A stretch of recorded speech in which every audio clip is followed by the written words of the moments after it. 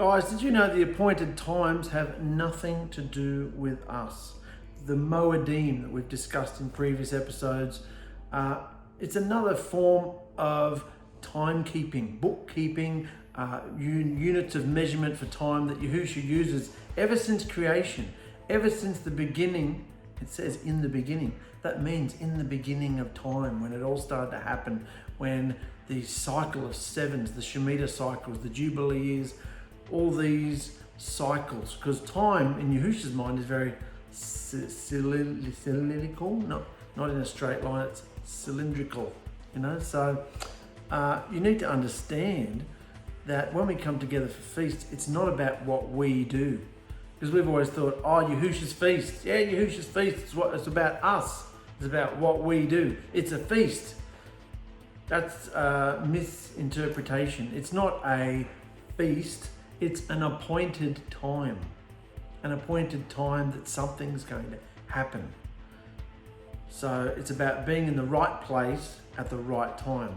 Time and space. Time being time, and space being the, length, breadth, width, the space that we're in, this sphere that we're in, this area of air that we are breathing around us, this little sphere that we walk around in, that's our space. This body of ours is our space. The time is very critical and important as well.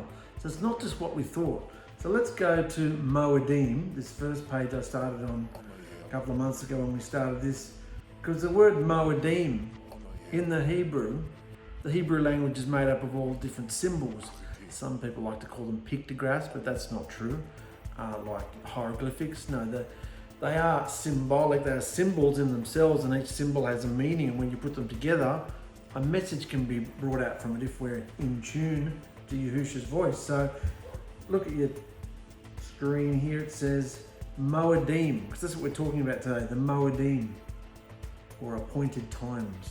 The ancient Hebrew symbols that make up the word 𝗦𝗲𝗍 speak of passing through the waters that are held back to see the door.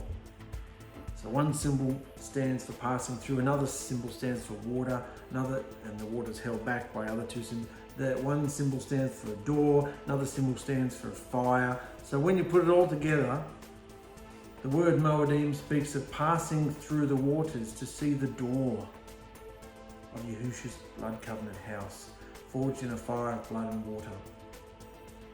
This special marriage home, which is an interdimensional realm of which Yahushua is the door, was created for the loving relationship and protection of Yahushua's treasured first fruit bride on this earth, the garden in Eden. The word 𝗦𝗲𝗍𝒻 is also tied up a lot with the 𝲓𝕋 Torah, which is Yahushua's secret symbols. Remember, whenever you see the 𝲓𝕋 Torah in the Hebrew text, it means Yahushua's right there. And that's why this is a Yahushua version that we're doing. Yahushua is the author and creator, and he's done everything, orchestrated everything throughout the scriptures and in our lives today. So we are making this all about Yahushua. The 𝗦𝗲𝗍𝒻 are all about Yahushua. He started them. He's had them ticking away since creation. They weren't just suddenly brought into existence on Mount Sinai. You've got to come together 6 to 7 times a year for 3 times a year actually. 7 feasts, 3 times a year. 3 harvest festivals. So it wasn't just all brought in at Sinai. This has been ticking away, and that's why I tried to bring all these bits and pieces out of the book of Yasher and Jubilees to show you that it's been going since creation. It wasn't a new covenant formed on Mount Sinai. It was the same everlasting blood covenant that's been going since the beginning, since the first lambs were slaughtered to create garments for Adam and Chua, and to allow them to have any form of connection with him. The animals had to be slaughtered, put on an altar, and then they could communicate with him through the altar. So it's all about altars. So, you understand that? We're talking about 𝗦𝗲𝗍𝒻, appointed times today.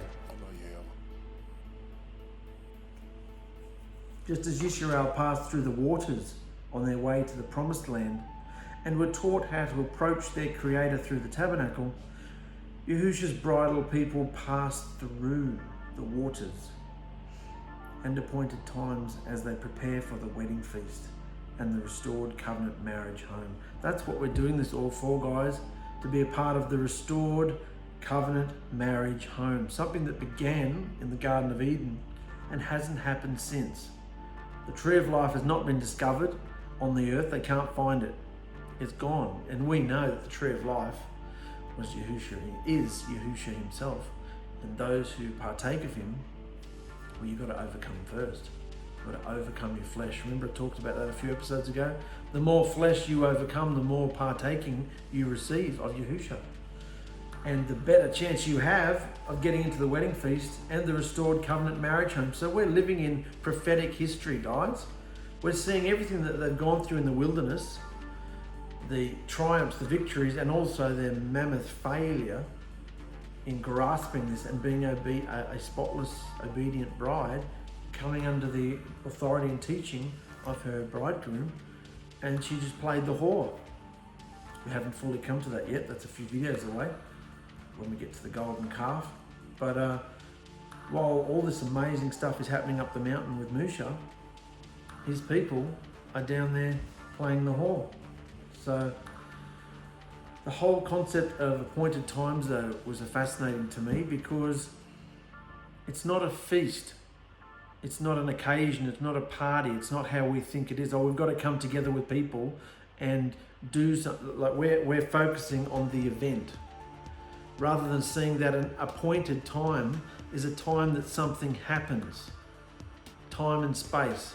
So for Yisrael, they had to be there at the right time and at the right place, and have the right behavior and have prepared the right way. And we're going to go much more into the preparations for the dwelling place probably next episode. And if everything wasn't done to the jot and tittle perfectly, Yahushua wouldn't show up, and they would not have the warmth, the glow, the Shekinah, the esteem, and the amazing, overwhelming joy having him amongst them in their camp. So you can see that picture there. That was the tabernacle that we're coming into shortly. But before we get to that, I want to talk about the feasts, the appointed times, because ever since the beginning of creation, the 7-day cycle, 6 days you work, 7th day you rest. And after 7 weeks, 7 times 7, 49, there would be particularly after Passover, there would be the day of Pentecost, Shavuot, the Feast of Weeks. So, in the middle of the Passover week was the First Fruits Feast. So, everything's ticking away, and the 120 Shemitah cycles that Noah was using to build the ark, and the 50-year Jubilees, all this time is ticking away. And the sun, moon, and stars, remember, in the creation week, Yahushua provided the sun, moon, and stars as a guide. When has mankind ever been able to do anything about the sun, moon, and stars? Apart from land on one of them, apparently. Or was that a conspiracy too? Of course they did. When's mankind ever been able to alter? When has religion, when has the mind of men collectively been able to affect the sun, moon, and stars? They can't. Just like they can't affect the appointed times, the Moedim. Yahushua shows up on time, every time, in the right place that he says, and if we're tuned in, we'll be there to meet him. Now this can be on a grand scale when he comes back, when the sun goes dark and the moon goes red. It's not so much going to be about being in the right place, because we're all scattered across the earth right now. And he will draw us, his bride, from the four corners of the world. But I want to bring it more closer to home and personal. An appointed time is any place and time that Yahushua comes and meets with you and talks to you, and you're having this one-on-one relationship with him, and it's very deep and it's personal and agonizing at times, overcoming the self and overcoming the pesterings and ignoring them and going forward. And this whole idea of being in the Moedim, preparing for the wedding feast, preparing for the blood covenant house, restored covenant marriage home. That's what the essence of the symbols of Moedim mean. Coming through the waters. What were they? Passing through the waters to see the door. If you've been immersed in the name of Yahushua, you have entered the doorway of deliverance. washed in his blood and cleansed through water. So passing through the waters to see, the whole idea of passing through makes us Hebrews as well, because the word Hebrew comes from the man Eber, who was the ancestor of Abram, and Abram was considered the first Hebrew because of this blood covenant. And ever since then, Yahushua's people were known as Hebrews, or Yisrael. Christopher wrote a nice thing yesterday about the bride, and the best thing to call the bride now is Yisrael. All these other terminologies and religious things, labels people want to call themselves. Scripturally, we're called Yisrael. Why? Let me look it up. I'll look it up for you right now.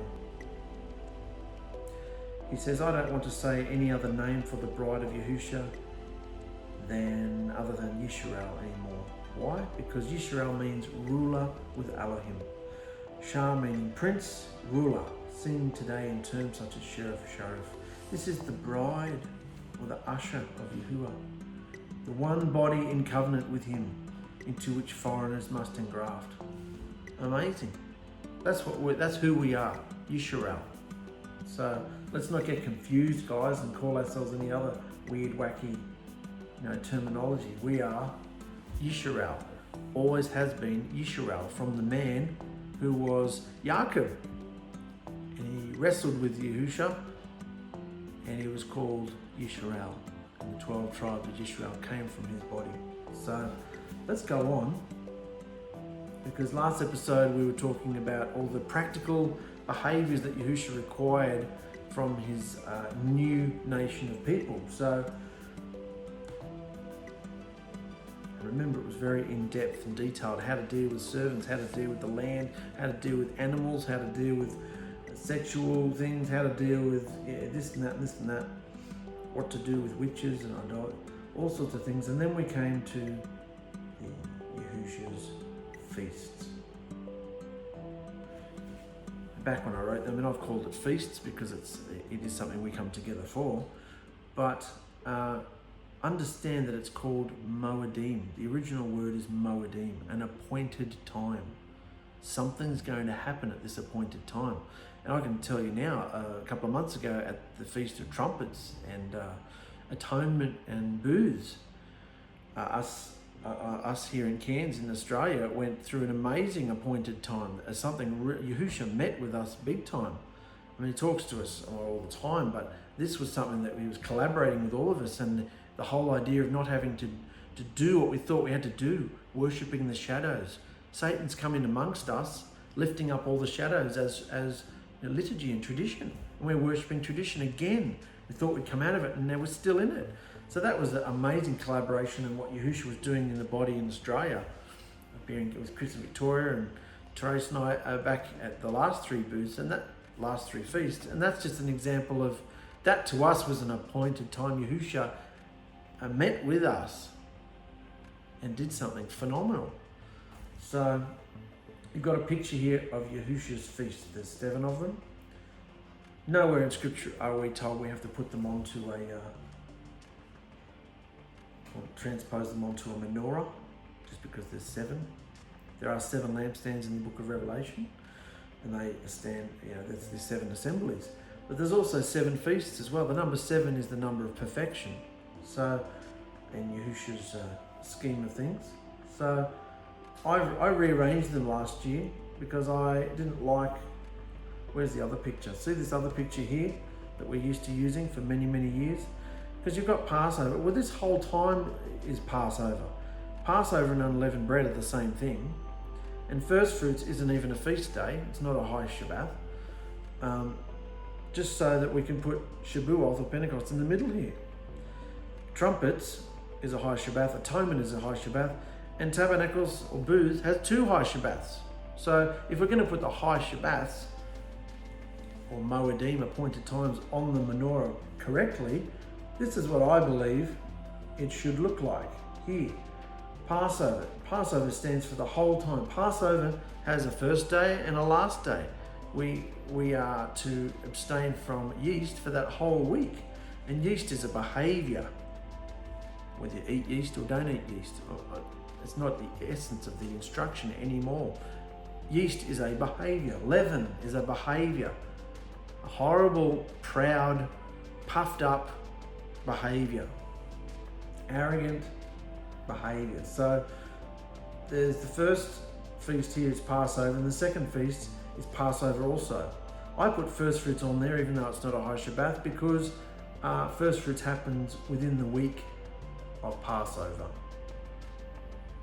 So we've got first Passover, second Passover, we've got Shabuoth, we've got trumpets, we've got atonement, booths, and the joy of Torah. Joy of Torah is just the last day of booths.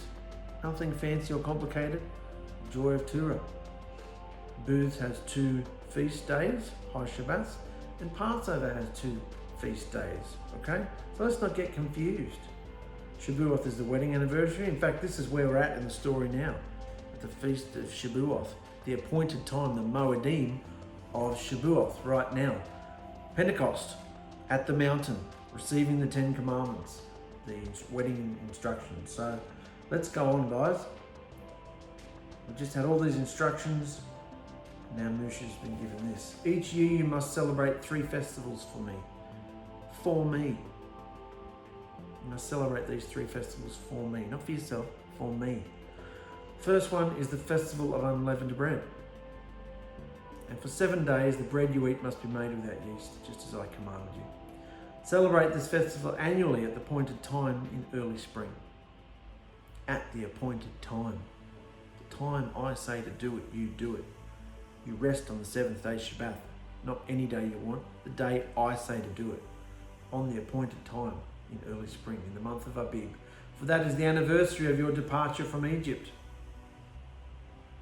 The Passover will always be the anniversary of their departure from Egypt. And no one should appear before me without an offering. So can you see that a lot of the Yahudim, the Jewish people today, they still celebrate this Passover. It's a big deal. Passover, it's the anniversary of when they came out of slavery from Egypt. That's about it. And to flower it all up and make it mean something more, they've added all these fancy traditions onto that simple instruction. Rather than looking back with the Ruach of Yahusha and seeing that Yahusha's fulfilled this. He was the Lamb. He delivered us. So the second is the festival of the harvest, Shabuoth, when you bring me the first fruit crops of your harvest. So all these festivals are about agriculture.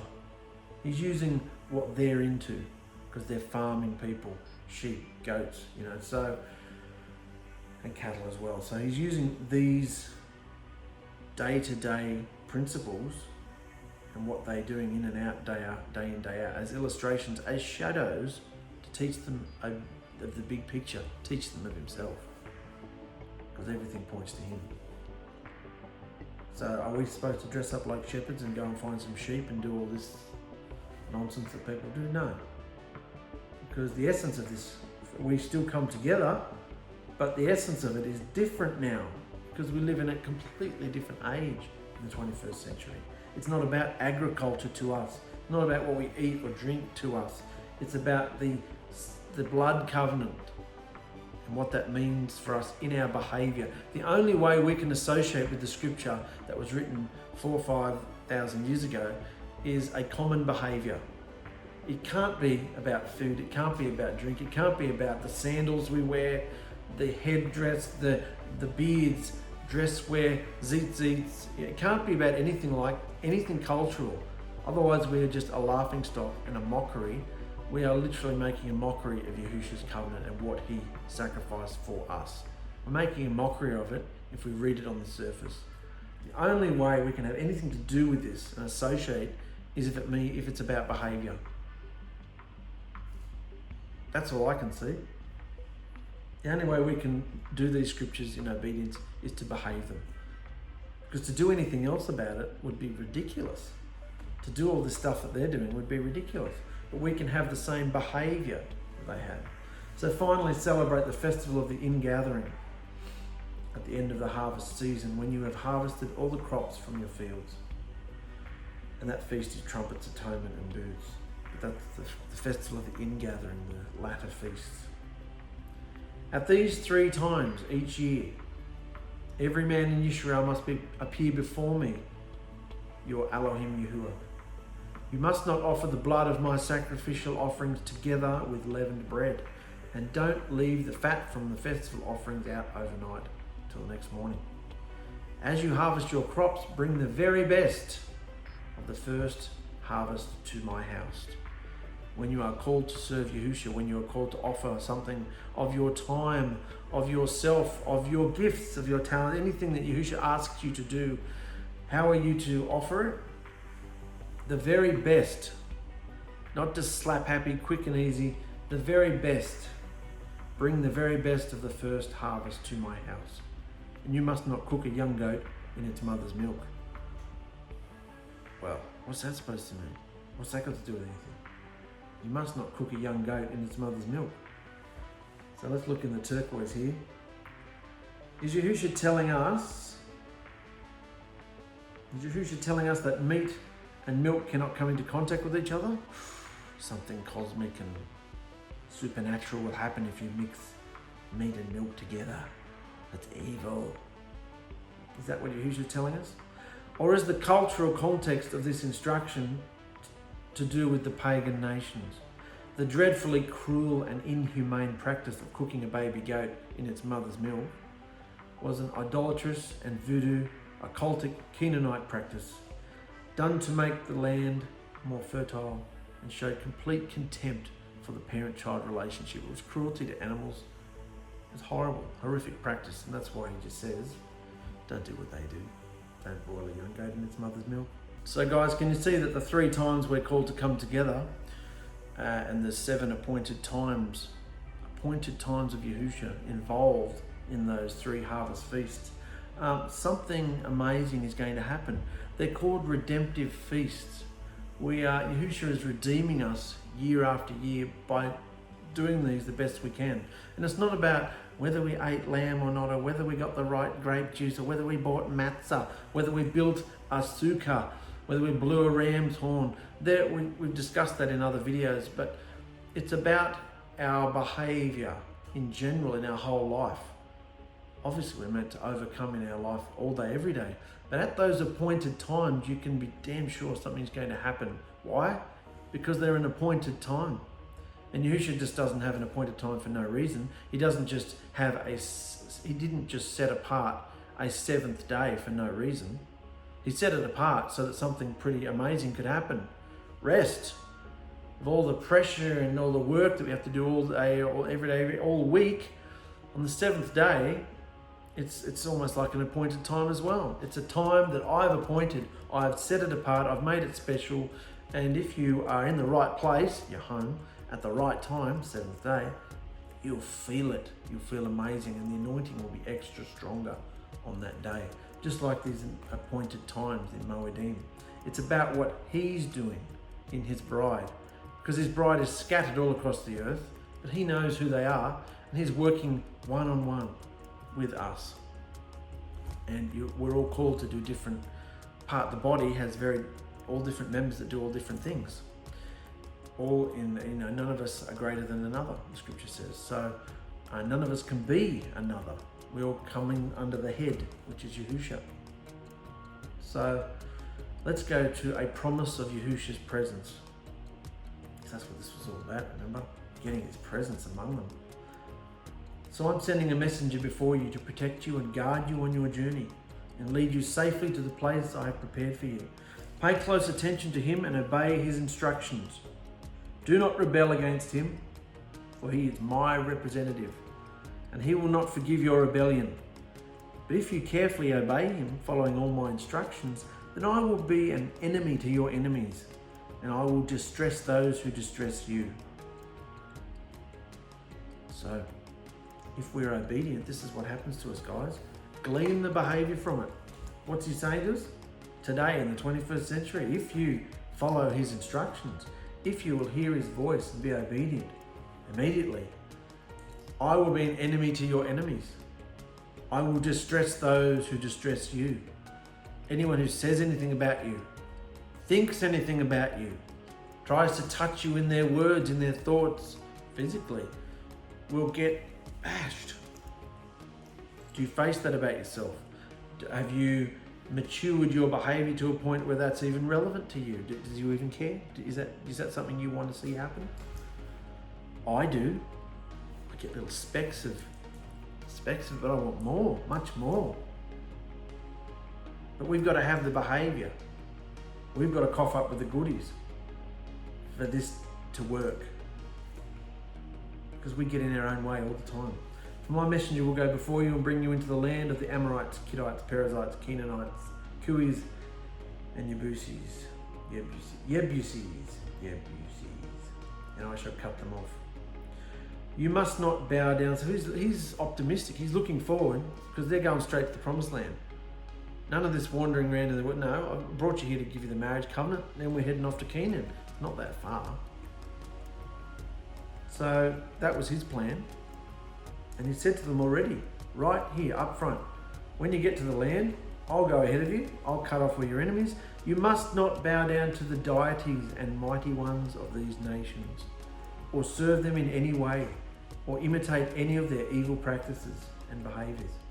Instead, you must utterly destroy them and smash their sacred pillars. Do some research into that, and you'll see here that the sacred pillars are an idiom or secret code for Asherah poles, phallic steeples, tree worship, zodiac, Mazzaroth, etc. We're in, where are we? The 17th of December today. Next week is Christmas. What are we seeing all around our streets at this time of year? Asherah poles, phallic steeples, tree worship, zodiac, Mazzaroth. Yeah, I'm not going to do a whole episode and go into all those things for you. Get a book called Fossilized Customs, or you can look at lots of different other videos that talk about, Google Asherah poles, Google, Christmas, pagan Christmas, all those sort of things. Fossilized custom videos, behavior evolution videos. You can look at all those things if you want to research. It's fascinating. You'll feel sick if you don't know anything about all this stuff. I just want to go on now. You must serve only me. So what's the takeaway here? They're not to go into the land and come under their deities, come under their cultural behaviours and what they say is acceptable. They are to go in there with their own constitution, their own rules and regulations for living, which Yahusha's now given them, and serve only me, Yahuwah your Elohim. And if you do, I will bless you with food and water, and I will protect you from illness. Can we say that today, that we see that in our neighbourhoods, in our towns, in our cities? I will provide you with food and water, and I will protect you from illness. Well, mankind's pretty much looked after themselves as far as food and water goes, particularly in these first world countries. England, America, Australia, all those sort of countries. We'll look after ourselves, thanks. We don't need no creator to look after us for food and water. We've got it all. But sickness and illness, we can't quite conquer that one, can we? Pharmaceutical companies and the drug dealers or doctors are having a field day, making money from the illness, but they can't cure it, can they? And anytime anything that comes up that can cure it, cannabis, all those sort of things, they're illegal, wiped away, not allowed to do it. So no one can cure that. No one can find the fountain of youth. No one can find the balm, the ointment, the cure for the disease, the sickness. And they never will, because look what the scripture says. You've got to obey me. Serve only me. There will be no miscarriages or infertility in your land. How many thousands and thousands of dollars are spent on, getting people pregnant, or trying to stop people getting pregnant? It's such a big issue these days because of the depravity of the behaviour and the lifestyle. He says there will be no miscarriages or infertility in your land, and I will give you long, full lives. I will send my terror. That's extreme fear. That's what terror means, extreme fear. I will send my terror ahead of you and create panic among all the people whose lands you invade. I will make all your enemies turn and run. These guys aren't even warriors. That's what he promises. I will make all your enemies turn and run. But it was a big if you serve me, if you obey me, if you will worship only me, if you will be obedient to me. That's the if. That's what we have to do, guys. If we want to see all this victorious things happen around us, and just really within us, really have that peace, and know within us that anybody who tries to take it off us, touch us, or distress us, will get battered around the head by Yahushua. I will send terror ahead of you to drive out the 𝗎𝗓, Canaanite, and Hittites. But I will not drive them out in a single year, because the land would become desolate and the wild animals would multiply and threaten you. It's very practical. I will drive them out a little at a time until your population has increased enough to take possession of the land. And I will fix your boundaries from the Red Sea to the Mediterranean Sea, and from the eastern wilderness to the Euphrates River. So we'll look at a map of that up here. I will fix your boundaries, this is his promise. I will fix your boundaries from the Red Sea, you're very familiar with that, to the Mediterranean Sea, from the eastern wilderness to the Euphrates River. Israel has never occupied this whole area, even to this day. They've occupied little pieces of it, but they've never this promise has never come true. So, because of their behaviour. I will hand over to you the people now living in the land, and you will drive them out ahead of you. So make no covenants with them or their mighty ones. They mustn't live in your land, or they will cause you to do evil against me. If you serve their deities, you will be caught in the trap of idolatry. That's what we were talking about in our last episode. You partake of just a little bit of a festival, you are partaking of it all. So don't have anything to do with it, you know? So Yahushua's given them these instructions, fully ready for them to go into the promised land. He's done his part, you know. Yisrael accepts Yahushua's blood covenant. Then Yahushua instructed Moshe, come up here to me and bring along Aaron, Nadab, Abihu, and 70 of Yisrael's elders. All of you must bow down from a distance, and only you, Moshe, is allowed to come near me. The others must not come near, and none of the other people are allowed to climb up the mountain with him. So can you see, there's a picture further down, let me see if I can find it. Right there, see that there? The set apart zones. Just like, and we haven't come into it yet, but the outer court, inner court, and the most set apart place in the tabernacle. There was the outer court, which was Yisrael, or the bottom of the picture there, or down around the bottom of the mountain here. Yisrael at the bottom there. Then there was a set apart place, the equivalent of it, where the 70 priests were allowed to come up, but only Moshe was allowed to go up to the most set apart place, where Yahushua was. So that's just a little, you're wondering why he tells them to come up the mountain. And then he says, Moshe, you come up the mountain. Aren't they already up the mountain? No, there's different levels. And bring along Aaron, Nadab, Abihu, and 70 of Israel's elders. All of you must bow down from a distance, and only you, Moshe, is allowed to come near me. The others must not come near, and none of the other people are allowed to climb up the mountain with him, remember? Otherwise his presence will strike forth, break free, break out and kill them. Then Moshe went down to the people and repeated all the instructions and regulations that Yahushua had given him. All the people answered with one voice, we will do everything Yahuwah has instructed. So they've accepted. Do you take this man to be your lawfully waited? I do.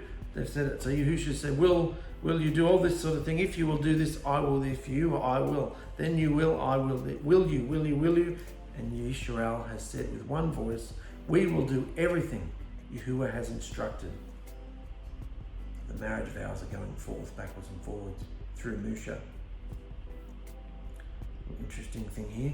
When Yahushua raised up the blood covenant with Noah and Abraham, it was one-sided, in that he would fulfill his promise no matter how mankind behaved. No matter how mankind behaved, he promised never to flood the world again. That's the sign of the rainbow. Sign of circumcision with Abraham, no matter how they behaved, he would protect them and keep them in the blood covenant. But however, look here, However, here at Sinai, Yahushua is introducing formal conditions to the marriage covenant and formal acceptance of his instructions, the marriage contract. Marriage contract and formal acceptance of instructions had to be agreed upon by Israel before proceeding. They had to agree before they could proceed. This is why people think that there's different covenants, but it's not. It's just Yahushua introduces different parts of it, tweaks it and breathes life into it and works it, reworks it, but it's still the same essence, still the same instructions, still the same creator, same being, and he doesn't change. The number 70 symbolizes completeness or totality. So these 70 men represented all of Israel at the covenant meal. Remember, there had to be a covenant meal. This was the marriage feast when the bride price was paid and the wedding ketubah was signed. Well, the wedding ketubah in this case was signed by Yahushua himself, and that's got the wedding vows on it. So this all comes back to the bridal, what they did to find a bride back then and have the wedding. So there's no consummation yet, but the bride wedding ceremony is underway, and it was all happening. And now they're going to have a feast because that's what happened afterwards. So, covenant meal. Then Moshe carefully wrote down all of Yahushua's instructions, and early the next morning he got up and built a stone table altar at the foot of the mountain. So he's at the bottom of the mountain right now. He also set up 12 standing stone columns, one for each of the 12 tribes of Israel. Then he sent some of the young Israelite men to present burnt offerings and to sacrifice bulls and peace offerings to Yahushua. We'll go into that next season, what they all mean. Yahushua drained half of the blood from these animals into basins. The other half he sprinkled on the stone altar. Then he took the book that he'd written Yahushua's covenant instructions in and read it aloud to the people. This is the first time the instructions have been written down, not only in stone, soon, but Moshe's writing all this down. And again, they all responded. Yisrael responded, "We will do and obey everything that Yahuwah has instructed." So they said it, they're in agreement, they're going to do it. Then Moshe took the blood from the basins and sprinkled it over the people, declaring, "Look, this blood is to seal you in the eternal blood covenant of deliverance that Yahuwah is making with you by giving you these instructions, marriage vows, ketubah." You understand that? Then Moshe, Aaron, Nadab, Abihu, and the 70 elders of Yisrael went up the mountain and saw Yahushua, the Elohim of Yisrael. Under his feet there seemed to be a surface of sapphire stone, as clear as the sky itself. And though these elders of Yisrael gazed upon Yahushua's presence, he did not destroy them. This is interesting. In fact, they ate a covenant meal. Remember, they cut up animals, they'd walk through the blood of the animals together, and then they'd have a meal afterwards. Well, this is the meal. Eating and drinking in his presence. Imagine what that would have felt like to be up the mountain, seeing Yahushua's form like this. The blood allowed them access to Yahushua. It's all about blood. This was interesting in the tan color here. 74 men traveled from Canaan into Egypt with Yaakov, and 74 men had a feast with Yahushua on Mount Sinai. Coincidence? Then Yahushua said to Moshe, "Come up to me on the mountain. Stay there and I will give you the tablets of stone, which I've inscribed my instructions and commands on as a witness so that you can teach the people." This is the first time he's put them in stone. He's been saying this for thousands of years, but this is the first time he's put it into stone. So Moshe and his assistant Joshua, set out, and Moshe climbed up the mountain of Yahushua, Mount Sinai. Moshe told the elders, "Stay here and wait for us until we come back. Aaron and Ker are here with you. If anyone has a dispute while I'm gone, consult with them." Then Moshe climbed up the mountain, and the cloud covered it. And the thick esteem of Yahushua settled on Mount Sinai, and the cloud covered it for 6 days. So Moshe's climbed up the mountain, the clouds covered it, the thick esteem of Yahushua settled on Mount Sinai. Thick esteem, like you could almost feel it. It was like a thick cloud And imagine how it would have felt. And the cloud covered it for 6 days. And on the 7th day, Yahushua called to Moshe from inside the cloud and to the Israelites at the foot of the mountain. The steam of Yahushua appeared at the summit like an all-consuming fire. So on the 7th day, this cycle of sevens keeps going. Moshe's been waiting on the mountain for 6 days now, doing nothing. On the 7th day, Yahushua called to Moshe from the inside of the cloud. And to the Israelites at the foot of the mountain, the esteem of Yahushua appeared at the summit like an all-consuming fire. Remember we looked at the mountains a few episodes ago that were consumed by fire. They were black, the rock had been scorched. Then Moshe disappeared into the cloud as he climbed higher up the mountain, and he remained there for 40 days and nights.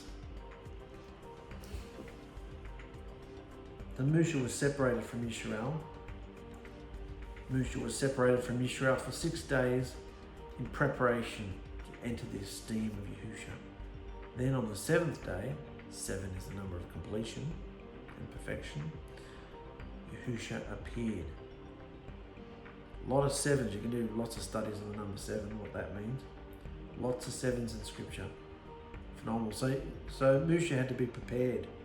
He's been separated from Israel. He's being prepared to enter the esteem of Yahushua. Isn't that what happens to us? We are separated. Yahushua separated us all. Friends, family, loved ones, everybody. We're separated. You might be around lots of people, but you're still separated within yourself because you're looking out of these eyes going, what on earth is going on out there? And that might be just in your own home.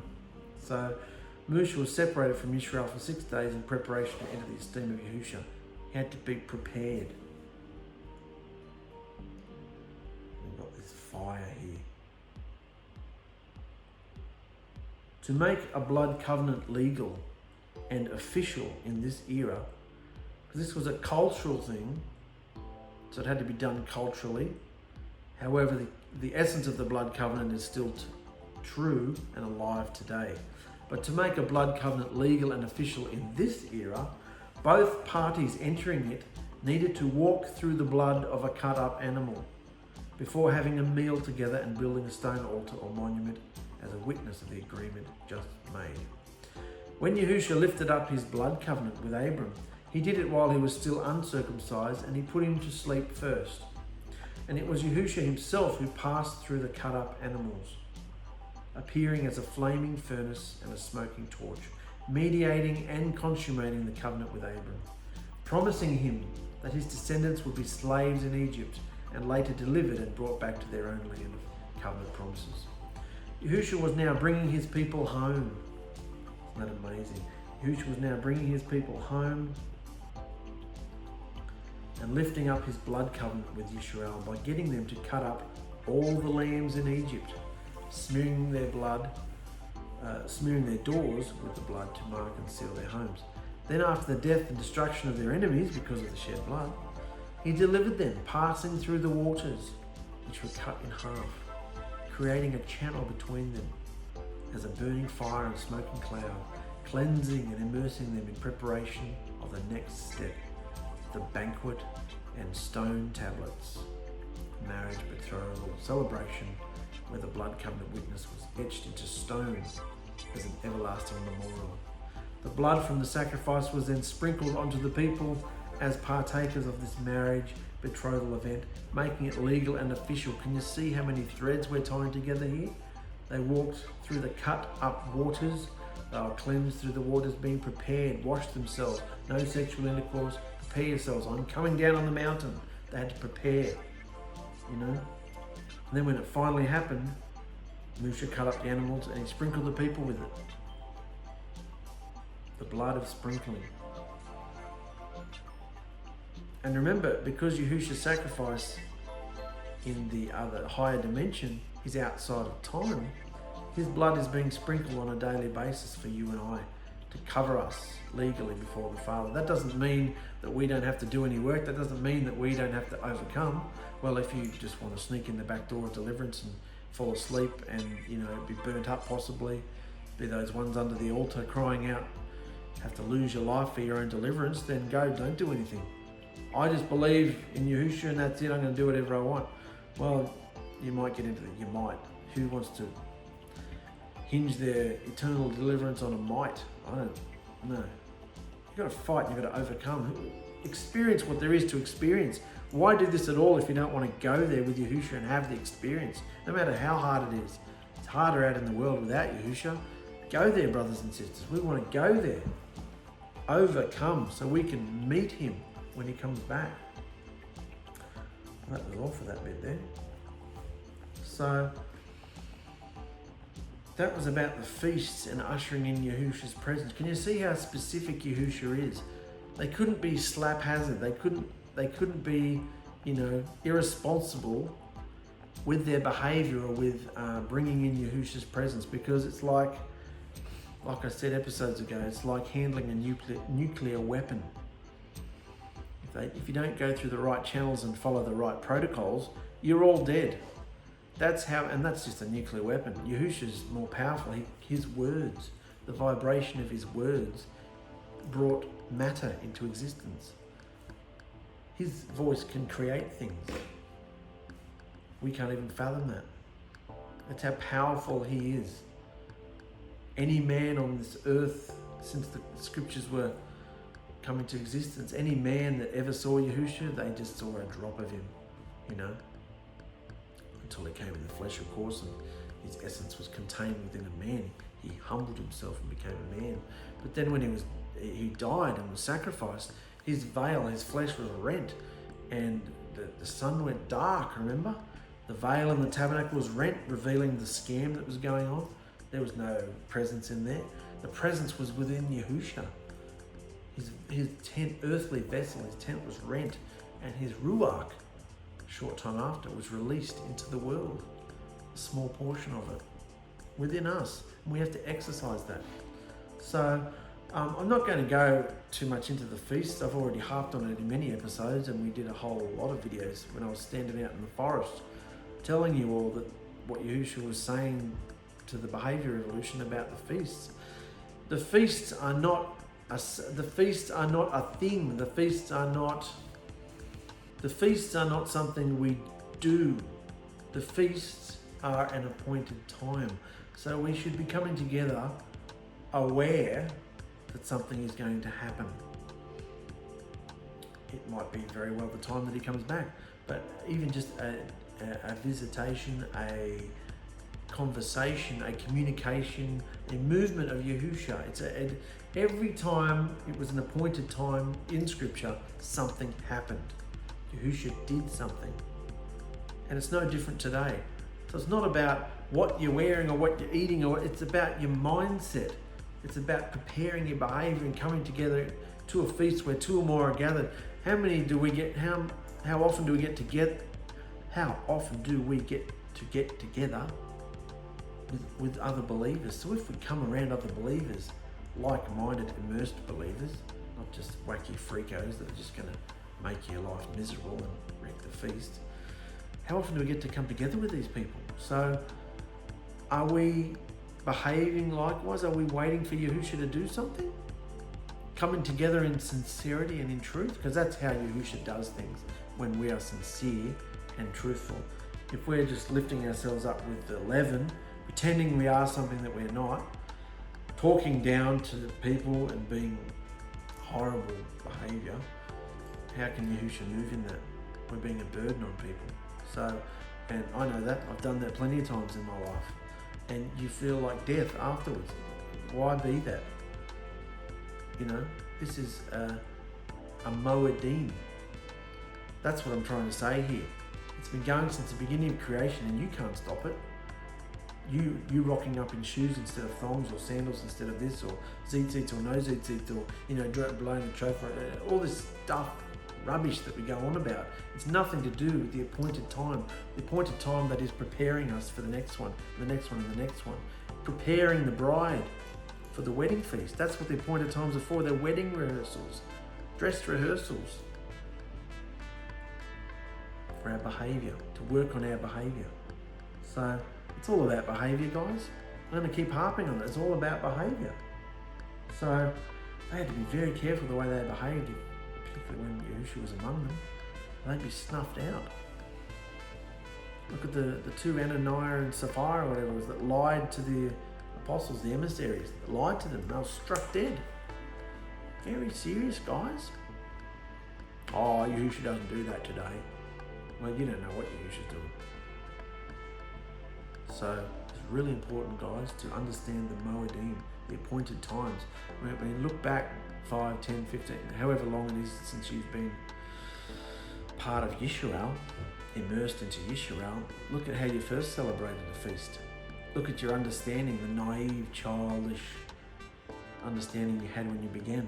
And look where Yahushua's brought you year after year after year. That's the whole point. That's why I don't mind if people don't understand the things I'm saying, or even the gems that Yahushua's giving, the behavior revolution, like he did a few months ago with the feast and Satan coming in through the shadows. If you don't understand it, it's poo-pooed right now, that's okay, because each year people are grasping it and growing. So next year they might watch those videos and go, oh well, yep, I'm ready to hear that. That's amazing. So the truth is the truth, whether we receive it or not. So live in the truth, live in the light. That's what it's all about. Returning to the marriage home. Are you consciously, day after day, preparing yourself for the marriage home? Yes or no? Love you guys. See you later.